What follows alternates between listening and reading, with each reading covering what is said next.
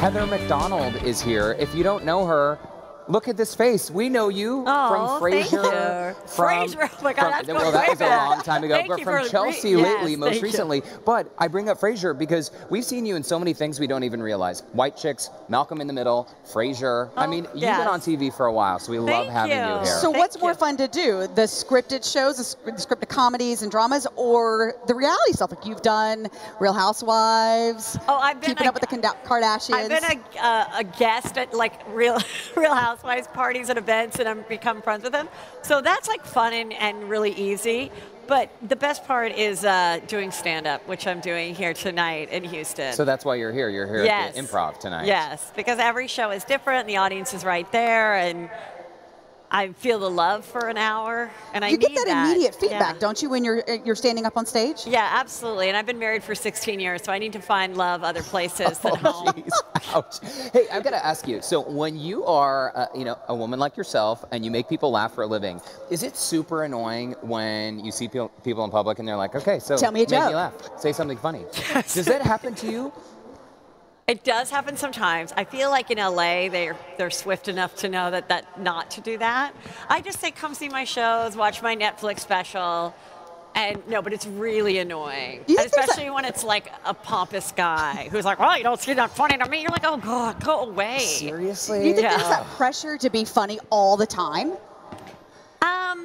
No, I do think sometimes people are sort of surprised. Like if I go to like a girls' dinner, I'm so excited to be around other funny women that are just naturally funny, that are just moms. So I like to just sit back and observe. Like, I don't want to take over the dinner. So then I think sometimes people are a little surprised that then they see my stand-up and they're like, "Oh my God, I didn't think you were that funny at that lunch." I go, "I know, because I was enjoying a lunch." You're like, "Oh, I'm a regular person." Yeah, and I don't need to be like the ham every second, I think that's what people think about comedians. But you're funny because exactly, you're observing, and I'm getting stories, and I'm also enjoying the time not being in the limelight, They always say truth is stranger than fiction. I mean, how much of your material for your stand-up is just based on real life? 100%. 100%. Really? I have to say 100%. Like if I was to go through my act, every line that I say my husband has said, he has said.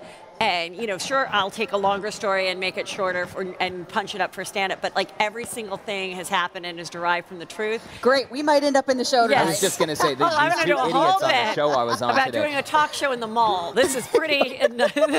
You've always wanted to work at the mall, and now you finally do, Heather. I do have to say, I love Nordstrom, and I will be going in there before I leave. We go in there every day. Nordstrom is like, "Oh, Derek and Jennifer again, get out." So because real life is informing your stand-up, are you out there with a notebook, like taking notes when funny stuff happens? No, I mean, something will happen, and my kids will say something, and that's funny, and I will like just write it down in my iPhone notes, and then I'll go back and try and work it into the act. But sometimes it's like one of what it's happening. I think it's like a horrible fight, or like, "Oh my God, how is our family going to get through this? Like, I hate my husband." And then like within 2 days, I'm like, "This is actually hilarious." And once I step away from it, I see that I was an annoying person in the fight. And then when I share it, people just are like, "This is so relatable. I think we're married to the same person." And then it makes me feel better. Everybody feels better. They're like, "Okay, this wasn't as big of a deal." But sometimes in the moment, and that's what's so great about comedy, is that it really is tragedy plus time, and you can make it funny. Anything you can make funny after a certain point. So tell us about the podcast that you do. So I've been doing this podcast called Juicy Scoop with Heather McDonald, and the podcast world is just really surprising me how much people love it, and it comes out every Thursday. It's free. And these people become addicted to it. And I'm getting these letters like, "I lost 50 pounds because I listened to your podcast." Huh? And sometimes, And sometimes, are you getting weight loss? No, because they listen for like an hour and 20 minutes, so they're doing longer. Wait, they laugh so hard they burn all those calories. They burn calories, and they work out longer because I'm telling a juicy story, and they don't want it to stop, so they like stay on the treadmill longer. That is a huge compliment. Yeah, I love it. But then, like, if it's late by like an hour, I'll get these mean tweets like, "You ruined my morning commute. Where was my juicy scoop?" I'm like, "God, I'm sorry." What's the juiciest story that you put out there? Oh my God. That's PG/PG-13. Well, I'll tell about like anything that I find juicy, whether it's like a story in the news that is really intriguing, or a tabloid story, or it could be a juicy story that happened to me. Like, I'll just go, "Here's an amazing story." Like I was with my husband, and this guy looks at me, I look at him, and I realized it's the guy that I went out with. I was on a date with him when I met my husband, blew him off, and was with my husband. But what is hilarious is when I saw him there, my husband and I were just arguing about what meat to order on a meat platter at a barbecue place. Oh, no. And I turned around and I'm like, he's probably thinking, yeah, get yourself happy that you blew me off for this big hunk of meat. That won't let you have a pulled pork sandwich, you know, like. Now, do you like Jennifer Aniston? Because I've heard you sort of. I love Jennifer Aniston. I love doing her. I do impressions of people. Can you do her for You us, got to please? do her. Oh yeah. Well, I love that. You know, she's doing a lot of products now. Tons of them. The eye commercial. I don't hate her for it. Make your money, girl.